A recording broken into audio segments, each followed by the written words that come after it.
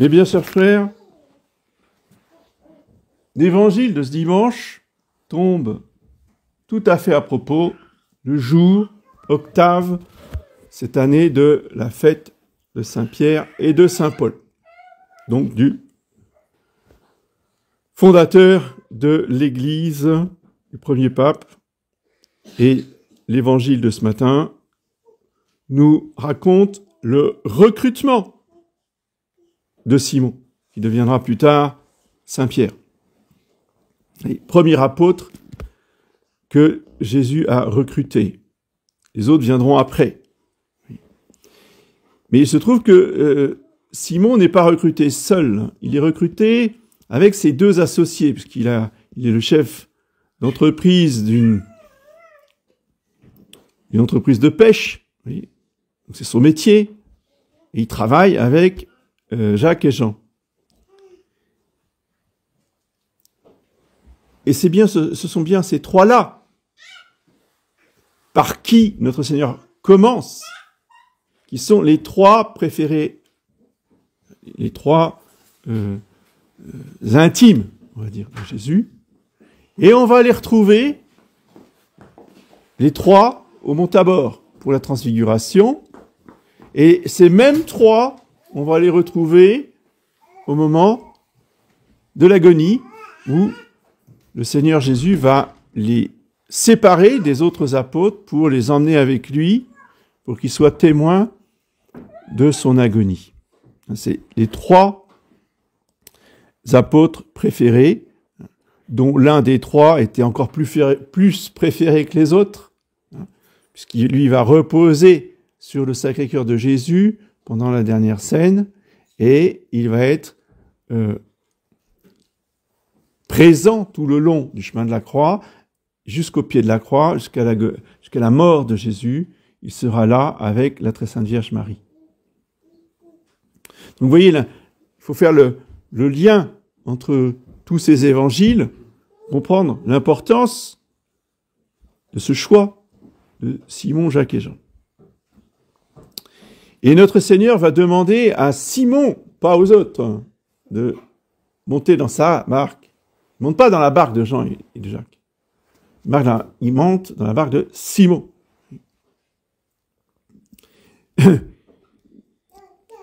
Et après avoir prêché, il va dire à Simon, pousse au large et jette tes filets.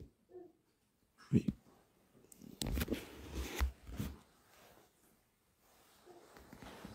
Manifestement, cet homme-là ne connaît rien à la pêche. C'est pas un pêcheur. Et quoi? Il vient me dire à moi, qui ai quand même plusieurs dizaines d'années d'expérience, comment je dois faire mon métier. Vous voyez comment certains réagiraient d'entre nous? Qu'est-ce qui va me demander là? Il lui dit quand même qu'il a pêché toute la nuit, parce que lui, il sait. Le poisson, ça se pêche la nuit, ça ne se pêche pas le jour. Et en plus, il connaît les endroits, vous voyez, où on va chercher du poisson. Mais justement, Simon a bien compris qu'il avait en face de lui un homme de Dieu. Et que lui dit-il? La phrase clé, la phrase la plus importante de cet évangile, le principe de vie de l'Église, c'est le principe de vie surnaturel, donc principe surnaturel qu'il faut absolument respecter. Si on ne le respecte pas, par définition, ça ne fonctionne pas. Vous voyez? C'est pas compliqué. C'est pas que on veuille absolument imposer quelque chose, c'est que si tu respectes pas ce principe, ça fonctionne pas.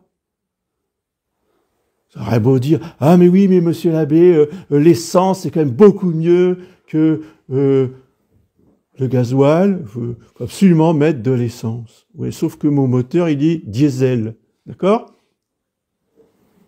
Alors j'aurais beau me prendre de passion pour l'essence, si je mets de l'essence dans mon moteur, il n'y a plus de moteur. C'est pas que j'ai quelque chose contre l'essence. C'est que le principe du moteur, c'est qu'on doit mettre du gasoil dedans. Bon. Eh bien, le principe de l'Église, c'est que on respecte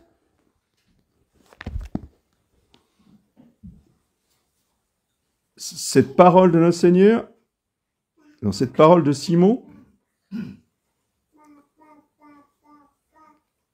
sur votre parole, je jetterai le filet. Sur votre parole, je jetterai le filet. C'est complètement contre-intuitif, hein, se dire ça va pas marcher, selon moi. Donc c'est pas moi qui vais décider de jeter les filets en plein midi, là, le soleil est au zénith, ça n'a pas de sens. Mais sur votre parole, tout est possible. Donc, il obéit. Sur votre parole. La sainte qui est venue nous rappeler ce grand principe de l'Évangile, c'est Sainte Jeanne d'Arc, qui avait comme principe de toute sa vie publique, de toute sa mission, en nom Dieu, virgule, les hommes d'armes batailleront, et Dieu donnera la victoire. En nom Dieu, c'est-à-dire sur l'ordre de Dieu. Tant que Dieu n'a pas donné l'ordre, il n'y a pas de raison que les hommes partent à la bataille. Allez les gars, on y va tous. On y va. Et on croit que ça va marcher? Ah oui, non mais attendez, on est 10 000 là. Hein. Avec 10 000, on va arriver. Hein. Non. Si Dieu n'a pas donné l'ordre, vous pouvez être 1 million, vous n'y arriverez pas. Et parce que c'était la parole de Jésus, quand Simon jette les filets, ils sont pleins à craquer. C'est la parole de Jésus qui a rempli les filets. La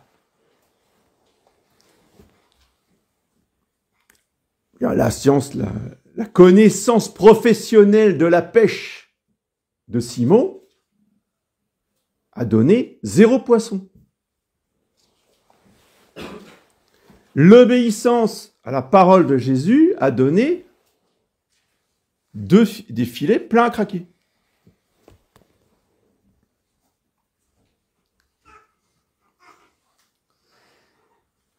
Et du coup, Simon a rempli la barque de Jacques et Jean. Vous voyez, c'est Simon qui remplit la barque de Jacques et Jean. Jacques et Jean, ils n'ont rien pris. Hein. Jacques et Jean, ils n'ont pas de poissons. Hein. C'est Simon qui a pris les poissons. Très important le détail.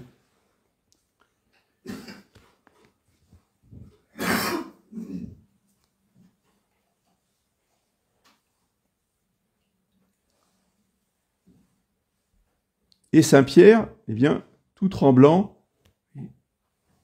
reconnaît le miracle.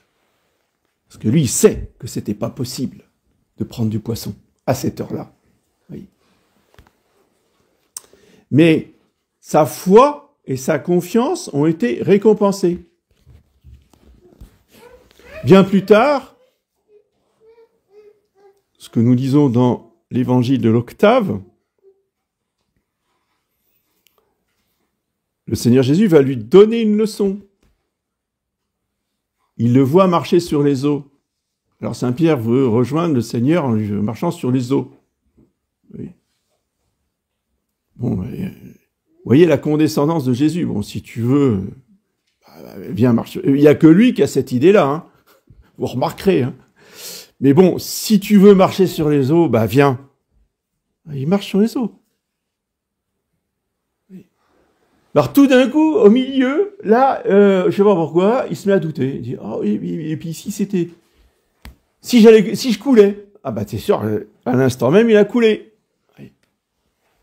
Donc notre Seigneur a eu encore la bonté de lui tendre la main pour remonter, et lui dit, homme de peu de foi, pourquoi as-tu douté?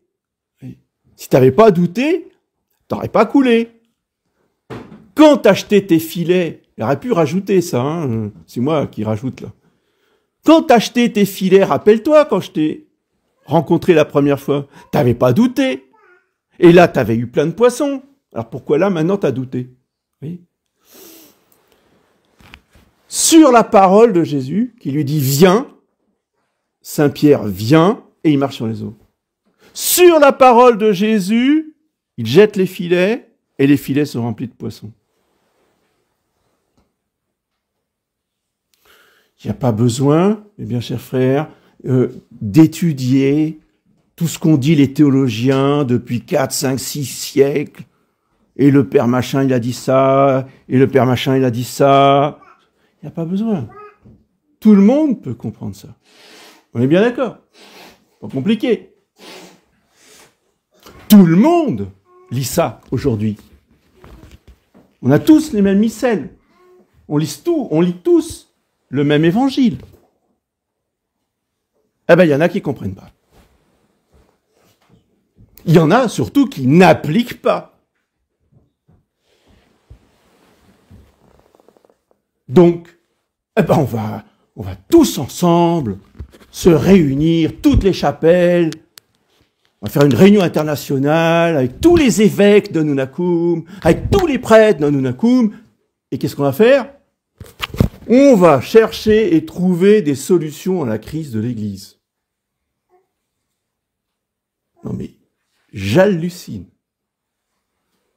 Comme dirait un grand auteur français, ils osent tout et c'est à ça qu'on les reconnaît. Nos limites. L'intelligence, c'est de connaître son domaine de compétence, ses limites, et de s'y tenir.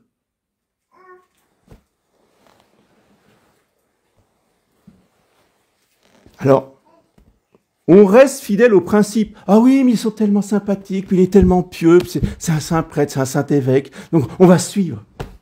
Non mais, faut arrêter. On reste fidèle au principe. Je dis pas qu'ils sont pas pieux et très sympathiques. C'est pas le sujet.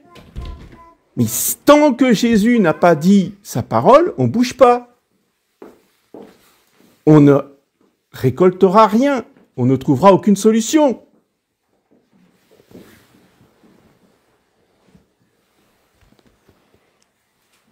Vous voyez, quand je critique la cité catholique, c'est pas une histoire de cité catholique, c'est pas j'en veux à Jean Housset. Je connais pas ce monsieur. C'est pas contre des personnes que je prêche. C'est contre un principe et qui va bien au-delà de la cité catholique et de ses mises à jour jusqu'à Civitas. C'est un principe qui est international. Il y a des gens qui sont dans les autres continents, ils connaissent strictement rien la cité catholique. Mais ils ont ce principe, qui est un principe humain. Rassemblons-nous ensemble et on va trouver la solution et on va apporter des solutions. Oui. Nous sommes des gouvernés. Jésus-Christ, son lieutenant et son vicaire sont des gouvernants. Et les gouvernés, s'ils n'ont pas de gouvernants, n'arriveront jamais à rien. Même s'ils sont très intelligents, même s'ils sont très pieux, même s'ils sont très courageux.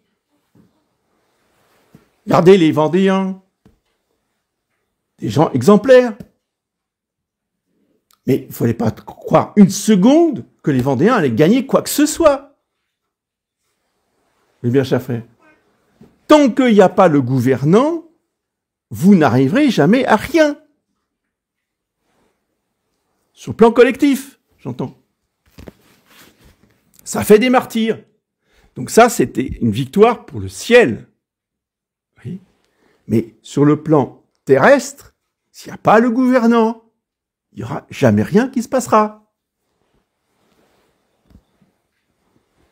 Ouais, mais c'est long, ça fait tellement d'années qu'on attend, ah, c'est sûr. Et puis, plus on arrive vers la fin, plus c'est long. Je suis d'accord.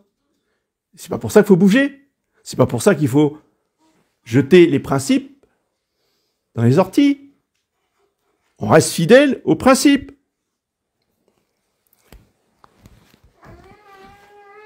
Et le principe dans l'Église, le principe de vie dans l'Église, c'est que c'est le pape qui représente Jésus-Christ sur terre, qui dit aux prêtres et aux évêques, jetez vos filets. Ça veut dire qu'ils vont en Chine, ils vont en Asie, ils vont en Amérique du Sud, ils vont en Afrique, aller voir des gens qui n'ont rien demandé. Et on leur dit, on débarque chez vous, vous allez tous en enfer, votre religion, c'est une religion du démon, donc convertissez-vous, demandez le baptême, adhérez à l'évangile, et vous irez au ciel. Et ça, sur la parole du pape. C'est lui qui donne la mission. S'il n'y a plus de pape, il n'est plus question d'aller trouver des gens, que ce soit en France d'ailleurs maintenant, ou dans d'autres pays, et puis leur dire, voilà, si vous ne vous convertissez pas, si vous ne venez pas à la chapelle Saint-Antoine, vous irez en enfer, et voilà, convertissez-vous, demandez le baptême. Ça, c'est fini ce temps-là. Ça ne veut pas dire que c'est un temps normal, hein. Ça ne veut pas dire que ça doit durer, mais le fait, la situation actuelle, c'est celle-là. On en est désolé, mais ce n'est pas nous qui pouvons y porter remède. Même si on se réunit à 2500 ou 3000, ça ne changera rien au problème. C'est le Saint-Esprit, dans la situation actuelle, qui va chercher les âmes, et nous, on ne jette pas des filets. Nous, on tend une ligne avec un hameçon, et puis de temps en temps, hop, ça mord. Tiens, il y a quelqu'un qui arrive. Oh, puis alors, juste après, il y en a une deuxième. Oh, t'as bien, on est content. D'habitude, il y en a qu'un, là, il y en a deux. Voilà. C'est pas des filets pleins à craquer, hein. Filet plein à craquer, c'est Saint François Xavier. Lui, il va en Inde. Il était obligé de prendre un tuyau et de baptiser au tuyau. Vous voyez ce que je veux dire? Des foules entières. C'est un autre temps, c'est un autre contexte. Nous, quand on a un nouveau baptisé, on est content.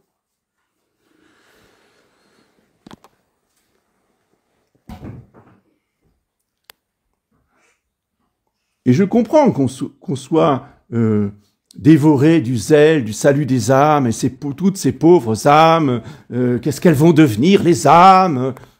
Oui, j'entends bien. Mais c'est pas parce qu'on va s'agiter dans tous les sens, c'est pas parce qu'on va faire des meetings, des réunions, avec tous les évêques, tous les prêtres, etc., que ça va changer quoi que ce soit. C'est pas un principe universel, et surtout, ce n'est pas le principe essentiel de la mission. C'est pas ça la mission. Sainte Thérèse de l'Enfant Jésus nous a été envoyée par le ciel pour nous rappeler qu'est-ce que c'est que la mission. C'est pas d'aller prendre le bateau et faire 10 000 kilomètres. La mission, c'est tu restes chez toi. Et puis elle, c'est tu restes dans ton Carmel. Donc tu vois personne. Personne n'a le droit de rentrer dans le Carmel. Et puis comme grande action d'éclat missionnaire, tu nettoies le sol, tu fais la vaisselle, tu pries, tu couds des ornements. Ça, c'est l'occupation manuelle, les travaux manuels des carmélites, c'est de faire des ornements. Voilà. Que personne ne voit. C'est-à-dire le travail que personne ne voit. Sinon, les sœurs du couvent. Et cette petite sœur qui n'a strictement rien fait de différent des autres sœurs est devenue la patronne de tous les missionnaires. Alors, il faut quand même réfléchir là-dessus et méditer là-dessus, pas simplement lire et s'émouvoir sur les belles paroles de Sainte Thérèse. Il faut en tirer les leçons. Comment Sainte Thérèse a-t-elle pu réussir cette œuvre missionnaire en se plaçant dans le cœur de l'Église, sa mère, dit-elle. Et là, je serai l'amour, dans les manuscrits autobiographiques. En se plaçant dans le cœur de l'Église et en étant l'amour, eh bien, elle a sauvé de nombreuses âmes dans les pays lointain. Elle a été la source de nombreuses conversions par sa charité envers Dieu. La charité, c'est pas forcément d'aller soigner les malades. Ça peut l'être pour certaines personnes, mais la grande leçon de Sainte Thérèse, c'est que ceux qui vont soigner les malades, ceux qui vont faire le catéchisme aux petits Africains ou aux petits Asiatiques, ils ne peuvent porter du fruit que parce que les carmélites, elles, qui ne bougent pas de leur couvent, eh bien, elles vivent d'une charité intense par leur vie religieuse, et c'est elles qui portent du fruit à travers les missionnaires qui vont sur le terrain et qui vont catéchiser les païens. Vous voyez comment fonctionne la vie dans l'Église. Et c'est pas parce qu'il n'y a plus de missionnaires catholiques envoyés dans le monde entier que la mission, elle s'arrête. Nous pouvons continuer tout à fait à être missionnaires dans l'esprit de Sainte Thérèse de l'Enfant Jésus. Et après, le Saint-Esprit, il a la toute-puissance pour amener les âmes de bonne volonté au sacrement et à l'enseignement de l'Église. Mais ça, on ne le verra pas. Comme la carmélite ne le verra pas. Sainte Thérèse de l'Enfant Jésus, elle n'a pas vu tous les enfants, tous les païens qui se sont convertis dans le monde grâce à elle. Ça, on le verra au ciel. C'est au ciel que on rencontrera toutes les âmes qui ont pu accéder au salut grâce à notre charité. Et sur terre, on ne voit pas. Et c'est pas pour ça qu'il ne faut pas persévérer jusqu'à la mort dans cet esprit missionnaire sur les pas de Sainte Thérèse de l'Enfant Jésus. Et demandons aussi à la très sainte Vierge Marie de nous faire comprendre, de nous faire appliquer dans nos vies ce grand principe de l'apostolat dans l'Église catholique. Sur votre parole, je jetterai mes filets. Au nom du Père et du Fils et du Saint-Esprit.